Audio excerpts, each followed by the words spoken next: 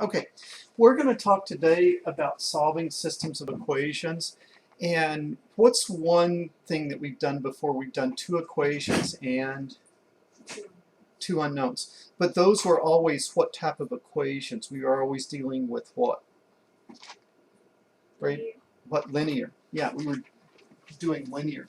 So if I had y is equal to x plus 1 and y is equal to x minus 1, and you looked at that and you say this would be x plus 1. Let me do something different. That's x plus 1.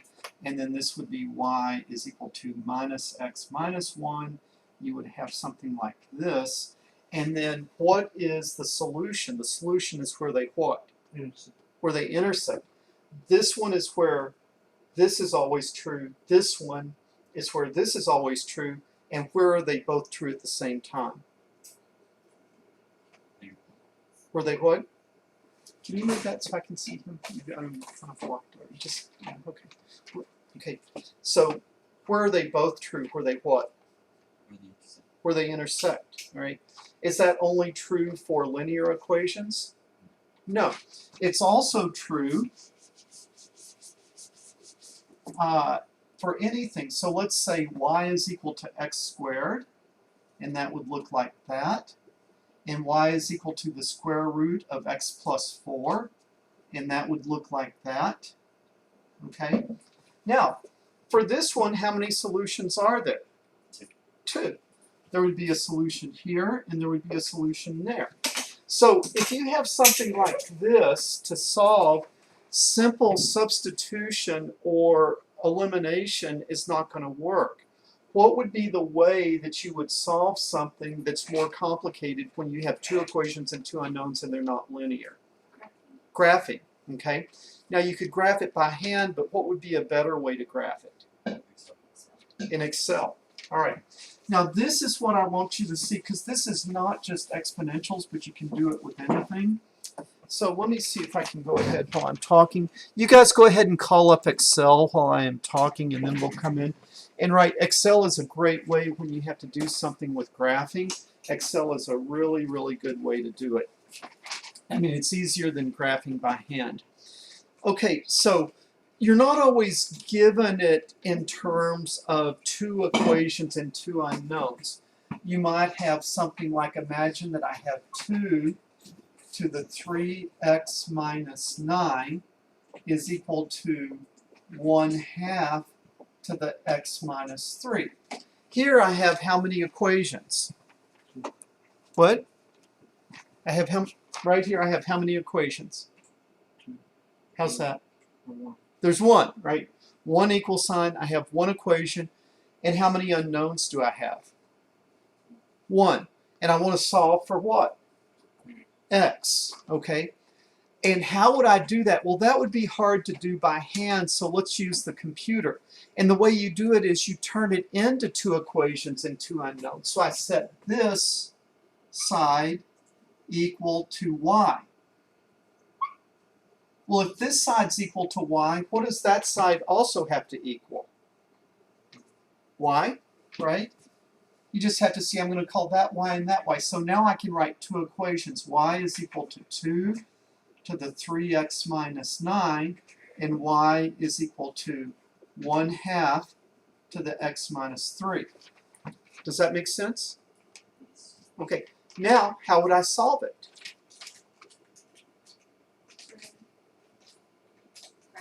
Graphing it. Do we want to do it by hand, or do we want to use Excel? Let's use Excel, okay? And so let's see here. I'm going to come over here, and I'm going to call this x, right? This column's going to be x. Do you guys have your computer out? Everybody got Excel up? Okay. I'm going to call this x. I'll just call this y, and then this is also y. So it's two different y's that we're going to do. And then we're just going to, let's see, let's just go from -5 to 5. So I'm going to go -5. And in Excel, should I jump in big chunks of 1 or should I jump in small steps? Small steps, right? Because it'll do it for you. So what do you think would be a good step size? What? 0.1, right? So then if I want to go 0.1, this would be minus 5, and then this would be minus 4.9, okay? And now you drag over those two and pull them down, and then let's go to 5. Now we might have to change this. This might not be the right range, but at least we can see if we'll see the intersection in this range. So I'm going to go from minus 5 to 5. So I've had it generate the x-axis for me. Then this y is going to be that first one, which is going to be, to put an equation in Excel, what do I do? Equals. And then what do I want? 2. And how do I raise something to a power? It's what?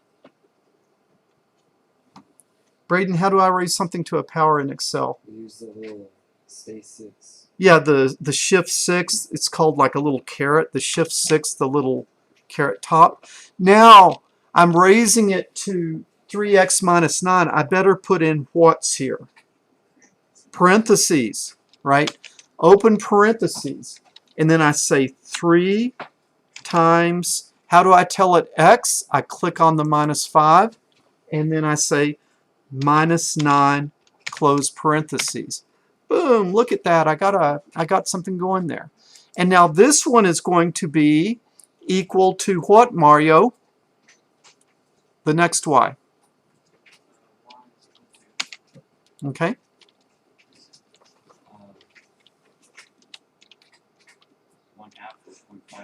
Okay, but let's do 1/2, and I better use what?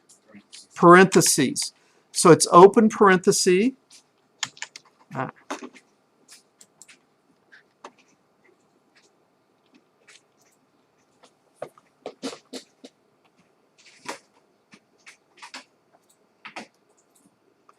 My Excel is not working well here.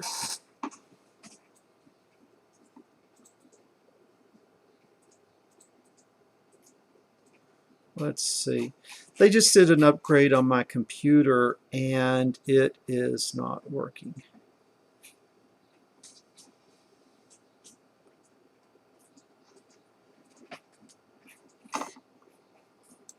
Let me give it a second and see if it will.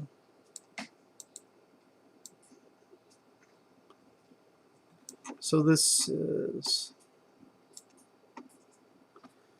okay, we'll give it a second. Okay, you guys can go ahead and do it. It's equal to open parentheses 1/2, and then what do you do?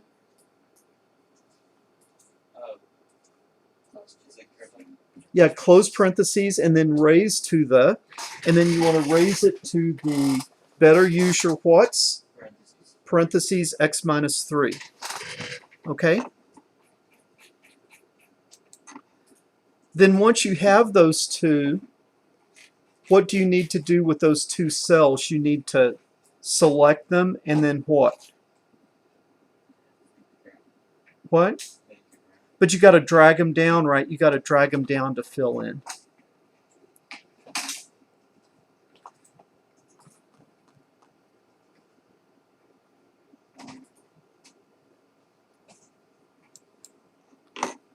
Okay, let's see if this is going to be happy now. Okay, so this is equal to, let me see if I can catch up with you. Yeah, it's working now. 1 divided by 2, raised to the, and then open parentheses x minus 3. Okay, and instead of x, I need to click on it. So I click on the x and then say enter. All right, now I pull those two, I select those two, and then I pull them down. Okay, now I have the x, I have the first y and the second y. Now what do I need to do with these two things? I graph them. So I'm going to select them all, come down, and then I come over to insert,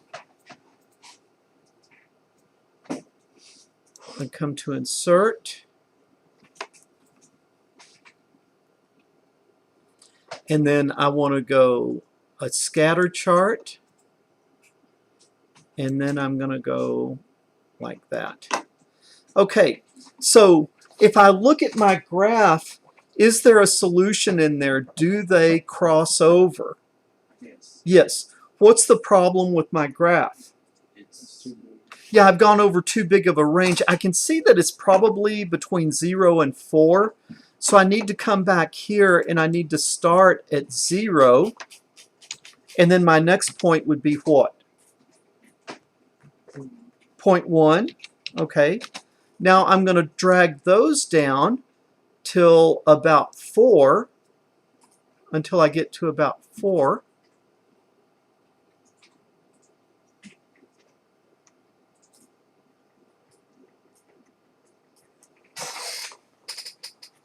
Oh, that did not work. 0 to 0.1, and I need to go to 4. Okay, so if I look from 0 to 4, and now I'm going to erase the rest of the data that I had before because that's just slowing me up. And now look at my chart. Can I see where the solution is? Where is the solution? 3. X equal 3. And in fact, if we come over to our line in our spreadsheet, when x is 3, what's the first y? Jaden, when x is 3, what is the first y? 1. What is the second y? See, that's the solution. All right, so when you have two equations and two unknowns, or if you have some complicated exponential like this that's one equation and one unknown, what can you do? You can break it, set both sides to y, graph them, and the solution is where they intersect. Any questions? Jaden, does this make sense? Braden? Yes. Okay, what we're going to do is you're in Chapter 9, Section 1, Extended. It's the next Chapter 9, Section 1. It's the extended section. And you're going to do problems 1 through 4 in Excel. Okay? And when you do Excel, make sure that you don't blow your graphs up, right? Like the first time I did this, I blew it up, right? It went to 250 and then you couldn't see anything. Here, you can see real clearly where the solution is. Okay, 1 through 4, due tomorrow.